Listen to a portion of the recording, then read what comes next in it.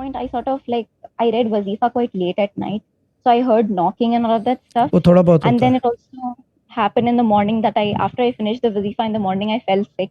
And after that, for 3 days, I did not see any dreams or anything.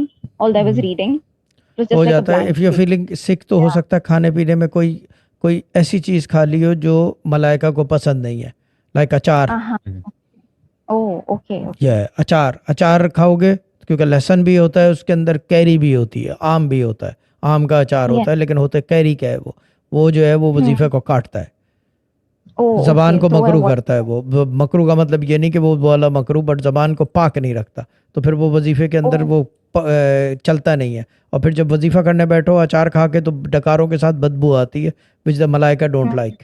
They won't mind dal Okay. की बदबू, they won't mind क्या कहते हैं गोभी की बदबू, दे वोंट माइंड एनीथिंग, लेकिन अचार वगैरह का, क्योंकि फर्मेंटेशन से जो चीज़ बनेगी वो आपको वजीफे में मना है। अचार फर्मेंटेशन से बनता है। Okay. हाँ, और फिर दूसरी चीज़ ये कि एक और चीज़ भी फर्मेंट होके बनती है जो देने वाली सरकार को बहुत पसंद होती थी एक ज़माने में। ठीक है ना? हाँ, क्यों शहजाद भैया ना? हाँ, जी। ये चीज़ है। अगर आप वो फर्मेंट लगा लो अजहर दो तो फिर आपकी भी खांसी भी अजहर बंद हो अजहर जाएगी।